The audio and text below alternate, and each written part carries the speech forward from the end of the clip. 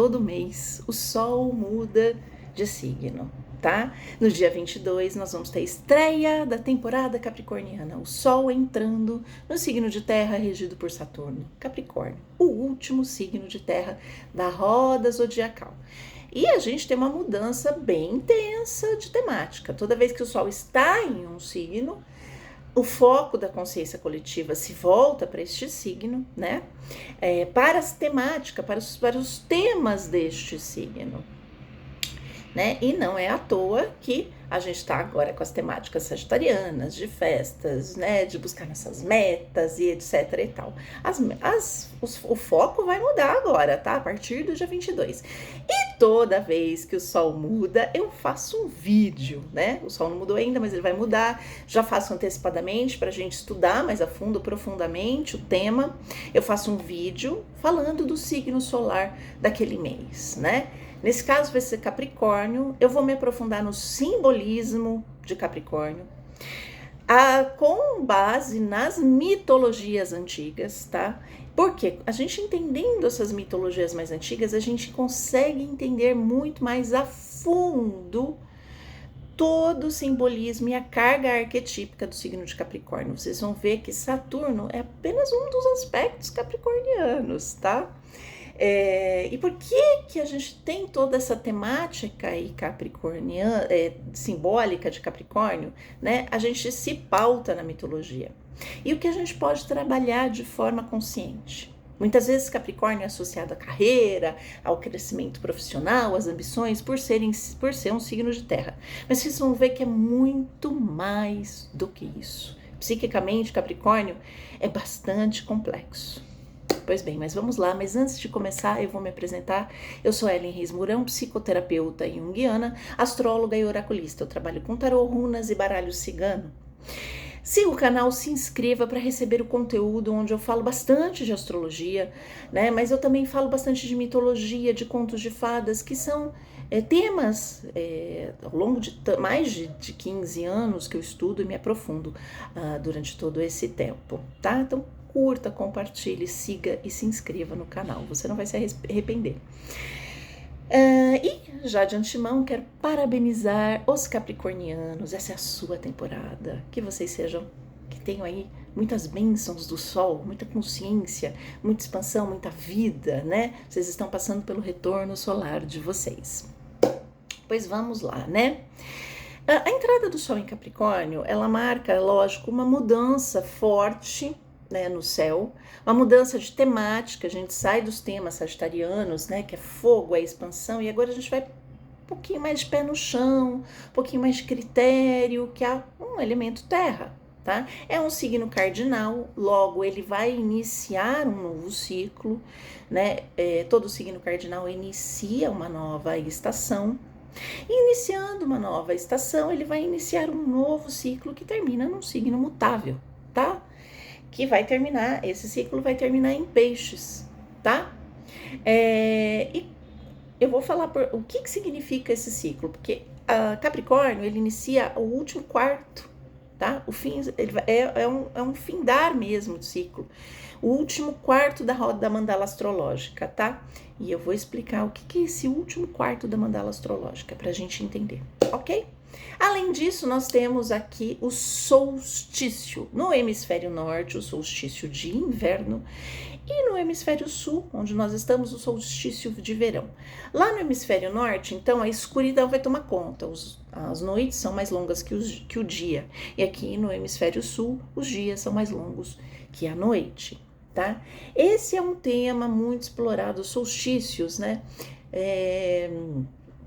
Explorado no paganismo, aqui, né, nos povos, né, nas civilizações judaico-cristãs, a gente comemora o Natal, que na verdade traz muito simbolismo pagão, né, simbolismo associado, né, ao paganismo do solstício. E vocês vão ver que está tudo conectado, tá? Então, é um momento bastante importante. A gente fala de um drama psíquico, de um drama mitológico, de diversas culturas, né? Que é a descida, tá? A descida de um deus ou de uma deusa ao mundo subterrâneo para sua ascensão, tá? Para logo depois haver a sua ascensão, a sua subida, o seu renascimento, tá? Então é um momento de uma carga arquetípica bastante intensa, tá? Então, mesmo que você não tenha, não creia, não seja católico, enfim, ou não siga nenhuma religião, a gente vai olhar de uma forma profunda para o arquétipo que nos toma. E essa energia arquetípica realmente perpassa pela nossa consciência, tá? Pois bem, a gente fala desse drama mitológico da ida ao submundo de um deus ou uma deusa, seu retorno, que é um tema arquetípico, um tema mitológico muito presente em diversas, né? Diversas culturas antigas, né? E a sua subida, tá? A gente vê muito da ascensão e da subida, a gente tem também na imagem de Cristo, né? Tanto que é nessa época que se comemora o nascimento dele. Eu não vou entrar em detalhes dizendo que Cristo nasceu na temporada capricorniana, isto é simbólico, a gente comemora o simbolismo por trás disso, de figuras solares, tá? Figuras que vão ao submundo, morrem, renascem e retornam e sobem. Não é à toa que Capricórnio está associado ao alto da montanha, tá? Ao ponto de maior contato, tá? Quando a gente fala de alto da montanha, a gente associa aos aspectos mundanos de Capricórnio. Afinal de contas, é um signo de terra, que é a ambição, o crescimento profissional, o status, o estar no topo da montanha, tem a ver com a nossa excelência, então tem a ver com carreira, sim. Mas este alto da montanha é o ponto de maior contato com a consciência universal. Capricórnio inaugura o momento da consciência universal, tá? Dessa sabedoria coletiva assimilada, tá?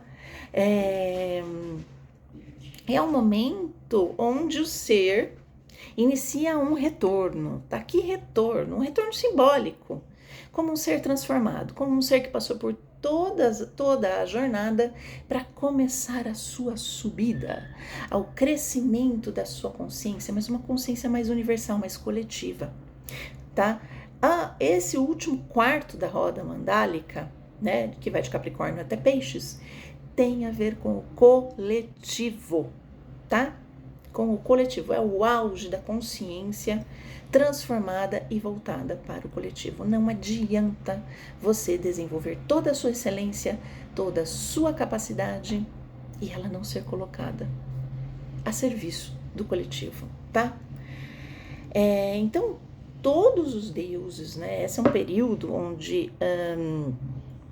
os deuses que representam este eu mais elevado, esse eu que se sacrificou, por exemplo, em prol do coletivo, de uma consciência mais expandida, né, incluindo Cristo, tá? Então, vários desses deuses, dessas figuras divinas, têm seus aniversários comemorados nessa época, tá? Não vou entrar em detalhes se Jesus nasceu nessa época ou não, ok?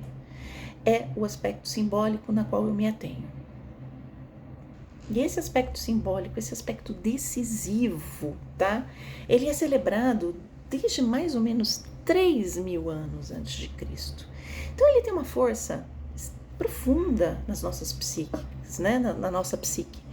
É profundo, tá? A gente entender esse crescimento, essa subida, essa descida e posterior subida, tem muito a ver, né, com o que a gente vai focar nesses temas agora deste mês, tá?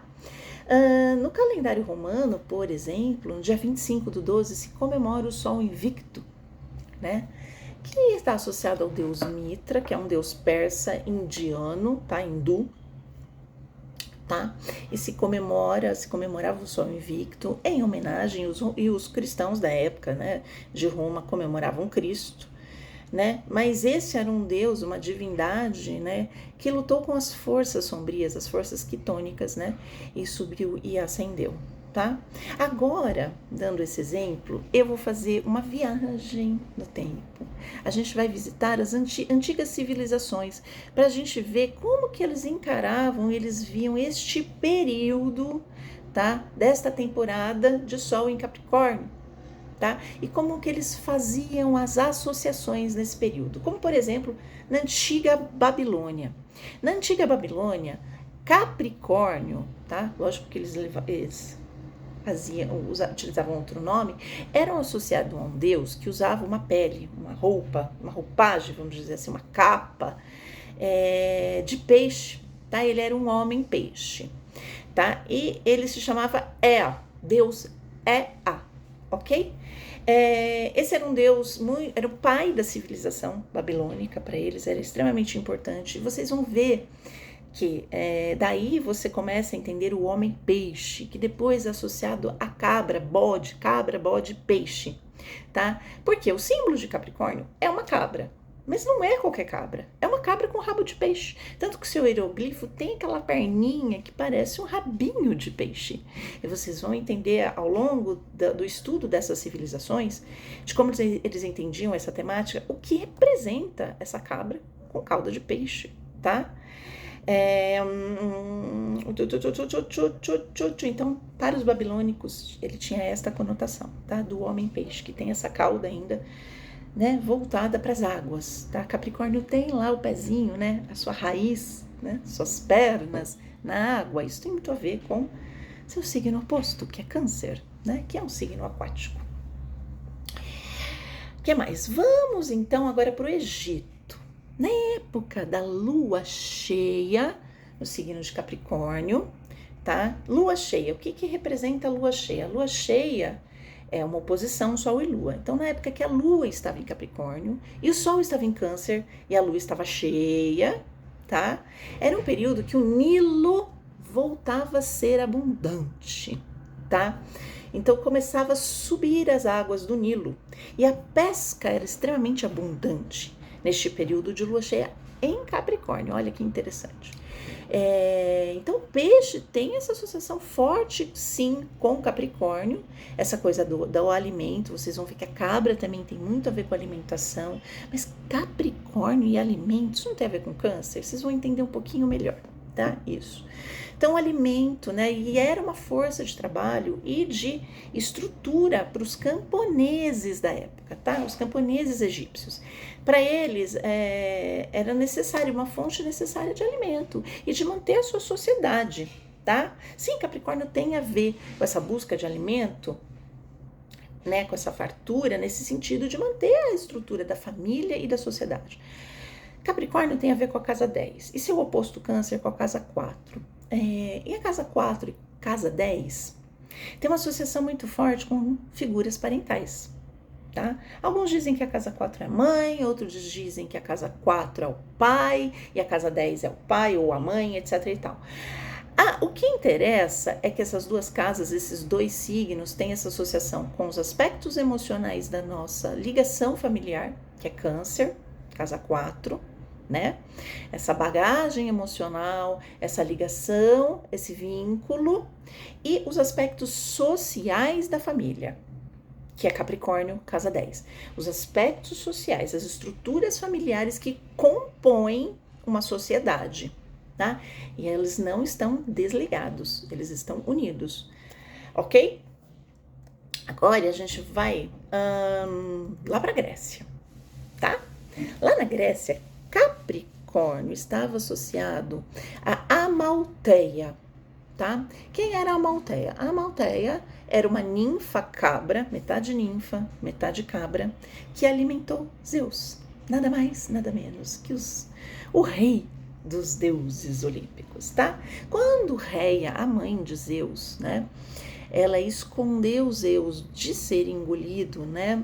Pelo seu pai Saturno, Cronos. Ela escondeu ele na ilha de Creta e deixou aos cuidados dessa ninfa cabra, tá? Ela era metade ninfa, metade cabra.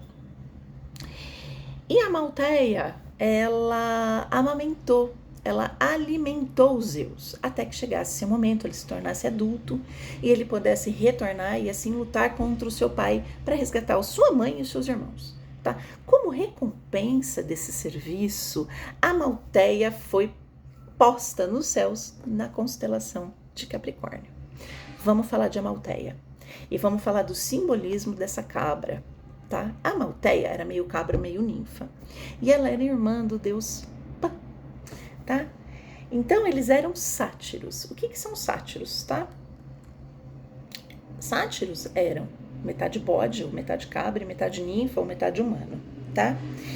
E eles eram bastante lascivos, né? A sexualidade era bastante desenfreada neles. Vamos utilizar aqui um pouquinho do tarô, né? No tarô mitológico da Liz Green e no tarô do Aleister Crowley, o Thoth Tarô, Capricórnio está associado ao diabo, tá? Ao diabo. Então, se vocês pegarem a figura, né? Quem tiver o tarô de Crowley, né? O Thoth Tarô, o diabo tem uma figura de um bode, tá? E no mitológico é o deus Pan. Então, a gente tem que entender esse simbolismo desse bode, desta cabra, muito associado à lascívia. Mas Capricórnio é tão reservado.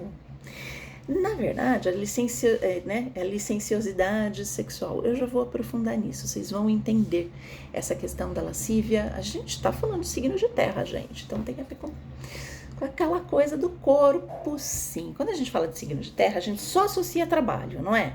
Trabalho, dinheiro, trabalho. Não, gente. São os processos corporais, são os instintos do corpo. Comer, né? Se reproduzir, sobreviver, tá? É corpo, é terra. Mas eu vou aprofundar um pouquinho mais. A gente vai para Roma. A gente vai sair da Grécia, a gente vai dar uma passadinha lá em Roma. Neste período do Sol em Capricórnio, se comemorava a chamada Saturnália, né? Recebe esse nome do deus Saturno. E na Saturnália era um período onde todos os costumes sociais, regras sexuais eram deixados de lado, tá? Era um ritual pagão associado ao solstício de inverno, ok? E que marcava o retorno do Sol, né? O retorno, né? Porque a gente está falando de inverno, então o retorno do Sol ao submundo para depois ele renascer, subir, tá? E para os cristãos era o Natal. Só que o Natal era um pouquinho diferente do que a gente comemora hoje. Eles comemoravam dias, tá? Que também tem a ver com esse descida ao submundo e o retorno do filho, né? Do filho divino, tá? Então, Saturno também tem esse aspecto de filho, filho de Urano. E a gente vai entender um pouquinho o que representa esse aspecto de filho em Capricórnio, tá? Então, se a gente pegar Pan e a Saturnália, que era em homenagem, apesar de levar o nome de Saturno, Saturnália era em homenagem ao deus Pan também, tá? Pan e os sátiros eram agressivamente sexuais, tá? E totalmente libertos sexualmente, tá? E a gente vê esse instinto mais primitivo e sexual forte nos capricornianos, tá? Os nativos desse signo, alguns principalmente, não ficam tão distantes dessa mundanidade, tá? E a gente pode ver vários aspectos disso, tá? Capricórnio tem outros aspectos, mas um desses é essa mundanidade. É um signo de terra, é um signo mundano, tá? Esse aspecto mundano dos sátiros é presente, sim, por mais que eles tentem disfarçar. Embora eles mantenham bem escondido, tá? No sigilo, Capricórnio é bastante mundano e sexualmente forte, tá?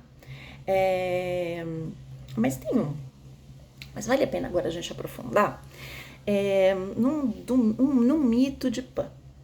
Pan, ele estava fugindo de um gigante chamado Tifão.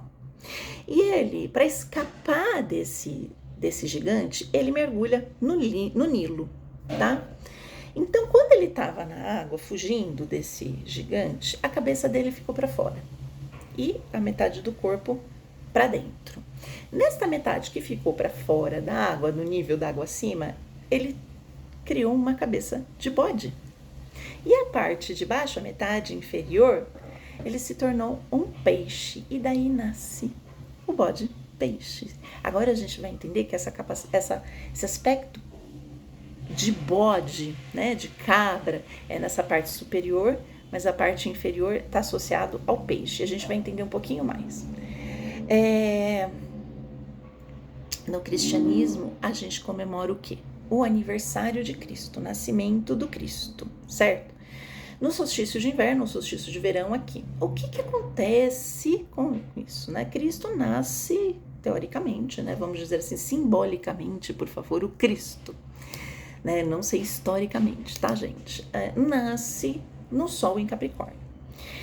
E dá início à era de quem? De Peixes. Que dura 2000 anos, né? A duração de uma era de mais ou menos 2000 anos. A gente está começando a era de Aquário agora, tá? E um dos símbolos do cristianismo e da era de Peixes é o peixe, tá? Tanto que o símbolo cristão tem aquele simbolismo do peixe. Agora vamos lá. Vamos agora para o mito de Pan. Como o bode tem essa ligação com essa licenciosidade, essa liberdade forte sexual, né? E essa cabra, ela tá afogando nessas águas, percebam que no simbolismo dele na água, afogando, tá? Ela tá moribunda. Então, nesse movimento da era de peixes, tá? Ela foi caracterizada pelo controle sexual, tá? Para se voltar muito mais para aspectos da espiritualidade, né? A era de peixes, então, dá início, né, a esse controle dos aspectos sexuais. E controle e autocontrole é a palavra de Capricórnio, né? Capricórnio não é um signo, assim, muito bem quisto. As pessoas não gostam muito de Capricórnio. Eu gosto, tá? Para mim, todos os signos têm seus aspectos luminosos e sombrios, né? A gente vai sair do queridinho, que às vezes é insuportável, Sagitário, que também tem luz, maravilhoso, e a gente vai para um signo que é visto como chato, insuportável, mas que na sua luz é incrível, tá? E é isso que a gente tem que trabalhar, a luz de cada signo, né? Porque são incríveis. E se a gente trabalhar esses aspectos, né? Sair dessa coisa dos memes, do signo mais chato, do signo mais feio. Outro dia eu vi quais são os signos mais feios, gente, né? Vamos sair dessa caixinha, desse mundinho banal e olhar para o simbolismo de uma forma profunda, e vocês vão ver as belezas de cada simbolismo, de cada signo que a gente pode trazer pra gente. Todo mundo tem Capricórnio no mapa, tá? Então, voltando, né, que eu saí daqui, fiz um pop-up, mas voltando agora para a mitologia, vamos continuar. Da questão desse controle sexual, desse aspecto da sexualidade em Capricórnio, vocês vão entender um pouco mais. Então, ao longo da história, Capricórnio sai. Percebam a evolução de Capricórnio. Sai dessa licenciosidade, dessa desenfreada sexual e vai mais para uma questão de controle, mais consciente do controle da sexualidade. A gente está falando do último signo de terra. Aqui tem que ter o autocontrole mesmo. A gente vai entender agora melhor observando o regente olímpico de Capricórnio. O antigo regente olímpico, né, grego, era Vesta, era a deusa Hestia. Nada a ver com Pan, né? Que coisa esquisita, tá? Pois bem, quem era Vesta, né, em Roma e Hestia na Grécia? Era a deusa do fogo, era a deusa do fogo dos lares, do fogo dos templos. Ela não ficava ela não ficava no Olimpo, ela ficava nas casas e nos templos. E ela tinha suas seguidoras, que eram as Vestais. As Vestais eram suas sacerdotisas e todas tinham que se manter virgens, tá? E elas eram responsáveis pelo fogo dos templos. O fogo não podia apagar. Se uma dessas Vestais perdesse a virgindade ou ela deixasse de acender o fogo, ela morria, tá? E de forma bastante cruel.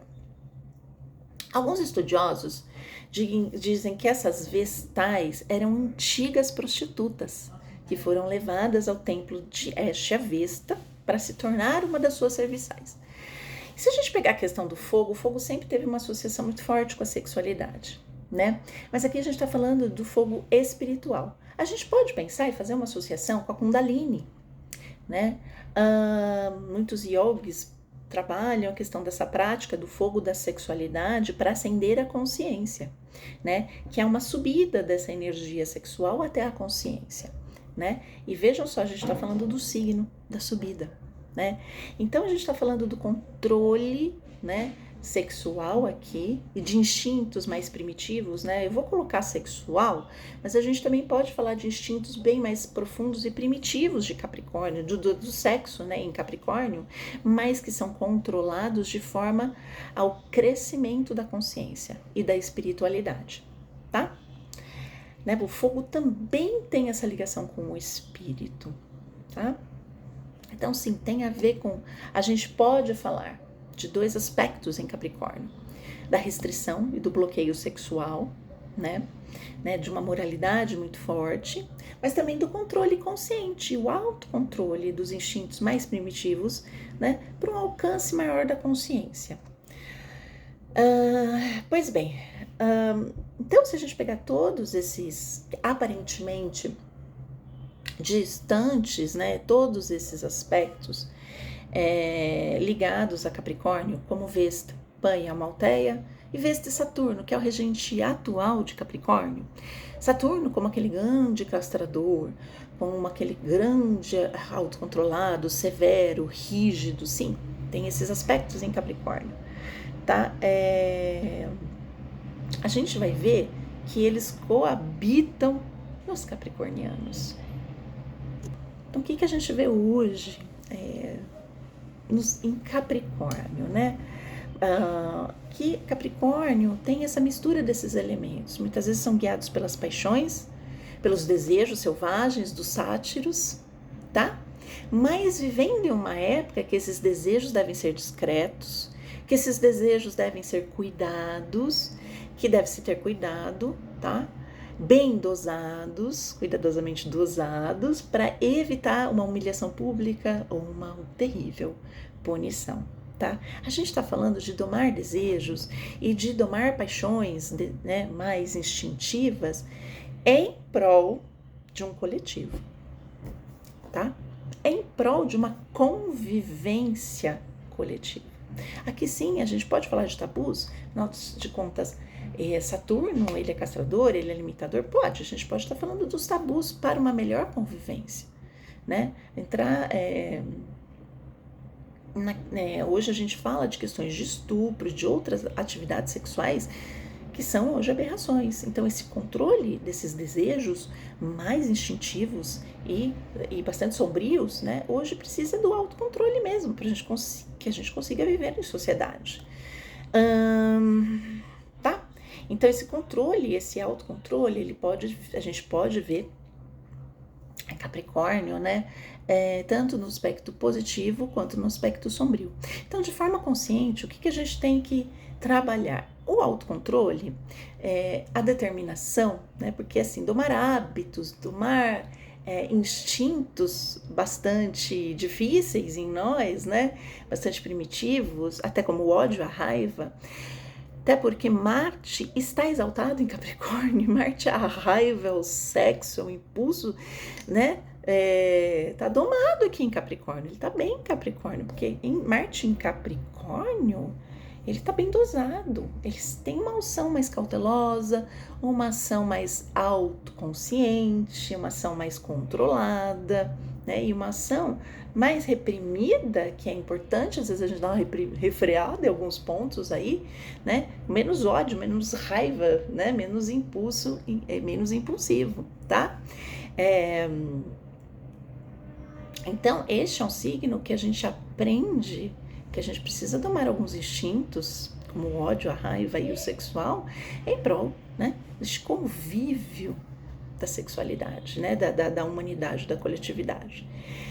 Então, vamos lá. Capricórnio, como eu já disse, inaugura o último quarto da roda zodiacal, que é o ápice. Não é à toa que é o ápice literal da roda zodiacal. É o último signo de terra. Então, a gente espera que no último signo de terra a gente já tenha domado muito dos nossos apetites físicos, tá? Desse reino terrestre. Em Capricórnio, por isso que capricornianos se cobram muito, muito, muito, muito, espera-se um comportamento e uma força digna, uma força moral digna. Ele é o ápice. É o que está mais próximo da consciência coletiva, mais próximo do divino. Vejam, o alto da montanha está mais perto de divino. Então você deve controlar sim para alcançar essa excelência. Excelência no seu comportamento, excelência na forma como você se coloca com o outro, tá? É a reta, o estágio final da Terra. Então, onde a gente aprende a domar alguns instintos para que a gente possa crescer e alcançar a excelência. Então, uma das reflexões é o que eu preciso tomar em mim nesses aspectos terrestres, que pode ser sim sexualidade, pode ser a forma como você lida com dinheiro, pode ser a forma como você lida com o seu corpo, tá? Para ascender, para alcançar a sua excelência. Aqui, Capricórnio é a excelência e o seu comportamento diante do público, tá? Capricórnio é um signo de público, ok? Obviamente a gente vai estar também diante das nossas rigidez, da nossa frieza, da nossa obstinação. Isso, todos nós, a gente vai estar olhando para isso, né? Capricórnio tem, por conta de Saturno, da regência de Saturno, aspectos de frieza, tá? E aspectos de autocontrole. Por conta de estar no controle por causa dessa regência de Saturno. Então, assim, é uma época que a gente vai olhar para as nossas questões de querer controlar tudo. É bastante difícil isso, né? Porque a gente tem que aprender a ter autocontrole, mas também a gente quer controlar tudo, tá? Por conta de Saturno, Capricórnio. Mas se a gente olhar para a mitologia agora de Saturno, Cronos, a gente vai entender um pouquinho melhor capricornianos e período de Capricórnio. Urano era o pai de Cronos, Saturno. Saturno foi lá e castrou seu pai. E depois que ele castrou o pai, que era tremendo um tirano, o que ele fez? Ele se tornou outro tirano, ele começou a engolir os filhos com medo de ser destronado. Isto é um mote mitológico, arquetípico de muitas pessoas capricornianas, tá?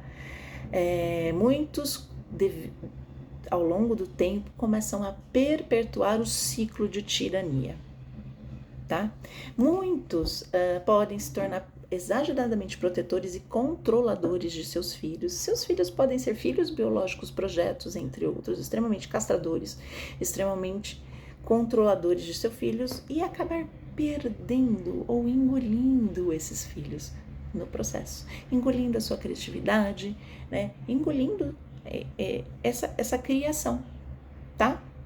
Em Capricórnio a gente tem o mote, o pecado dos pais transmitidos nos filhos. Então muitos que buscavam esse olhar paterno, tá? A gente tem a figura paterna aqui e não conseguiu. Aí ele transfere isso para os filhos. Então, parece que assim, a gente vê em alguns capricornianos esse legado, tá? Esse legado psicológico de Capricórnio. Tanto que em Saturno é muito conhecido, né, na visão mais kármica, né? Saturno é tido como senhor do karma, né? Porque ele vem dizer que nos domínios de Saturno, as futuras gerações pagarão caro pela inconsciência e pelas ações, os pecados dos antepassados. Todos nós vamos estar diante disso na temporada capricorniana, né? A gente pode trabalhar, inclusive, isso. O que hoje eu estou pagando, né? Nós estamos pagando pelos pecados de antepassados. Tá? Em Capricórnio, isso fica muito evidente. Muitos capricornianos carregam em si o pecado dos seus antepassados. Afinal de contas, a gente está falando de Saturno, Urano, né? A repetição que ele vai fazendo, né? Essas feridas passando de geração em geração. É tema de Saturno, Capricórnio, tá? Então não é só crescimento profissional. Ele tem a ver com esse mote dessa rigidez que muitas vezes a gente esse controle, porque a gente não quer errar como os nossos antepassados e a gente acaba errando. Então é um momento sim da gente parar e olhar. Quais são as saídas para Capricórnio, então, para esse período? Que saídas a gente pode encontrar? Uma das saídas é olhar para o seu signo oposto, Câncer, né? Do acolhimento, do materno. No mito, né? Quem consegue, né? Quem consegue fazer todo o trâmite, quem salva um filho é Reia, a mãe de Zeus, né? A mãe de Zeus, de Júpiter, né? Ela esconde o filho. Então, esta mãe, esse amor materno em prol dos seus filhos foi tão grande, ela se revoltou tanto, mesmo ela estando tão bem, né, inferior, né, bem reprimida, ela consegue salvar. Então, Reia, Amalteia, é essa representação deste amor materno e desta nutrição de Amalteia, que tem a ver com câncer. O acolhimento. Então, o que pode auxiliar, né, nesse processo, né, deste karma que nós vamos estar mais conscientes nesse período que a gente carrega dos nossos antepassados, é justamente esse aspecto deste amor, deste acolhimento. Ela salva o filho, né? E Capricórnio carrega bastante esse mito, né, esse arquétipo do filho, tá? Então, olhar justamente para esse processo de autoacolhimento, de autonutrição. Em Câncer, a gente tem os vínculos saudáveis, né? Criar vínculos saudáveis. A gente tem a questão da família nos 2 signos nesse eixo, tá? De estruturar a sua própria família de uma forma mais amorosa, criar vínculos mais nutritivos, tá? A Amalteia é a mãe que cria amorosamente, que dá o leite, que nutre, tanto que Zeus não perpetua, né? Ele não perpetua o que Cronos, Saturno, fez, tá? Porque ele teve contato com essa energia, contato com esse oposto, né? Ele não foi para dureza, ele foi para... Tanto que Júpiter, né? Júpiter, Zeus, né? Júpiter na astrologia está super à vontade no signo de Câncer, está exaltado em Câncer, ok? Pois bem, enfim, vamos costurar tudo isso daqui, tá? Em Capricórnio a gente atinge a maestria, é o ápice, né? Então, se você não atingiu a maestria em algum ponto da sua vida, a gente vai estar sempre passando por Capricórnio todos os anos, é momento de olhar para aquilo que é a sua maestria, de aperfeiçoar. Pode ser uma maestria interior, muito mais vesta, muito mais éstia, ou uma maestria exterior, no trabalho, né? Na carreira, ok? Então, é momento da gente olhar para as nossas maestrias. É a interior, né? O que a gente, desculpa, tá um barulhão aqui do vizinho, né? Ou aquela espiritualmente dirigida para o nosso crescimento de consciência, né? Ou o Pico da Montanha no sentido da sua maestria enquanto trabalho, enquanto função no mundo. Claro que as duas caminham juntas. Afinal de contas, existe a regência Vesta Saturno aí, ok? É nesse ponto que a gente deve voltar, é neste momento de consciência mais ampla que a gente deve voltar a nossa atenção às necessidades do coletivo, tá? Que a nossa maestria, que nosso ponto alto não seja só para nós, seja para o coletivo. E eu fico por aqui e até o próximo vídeo.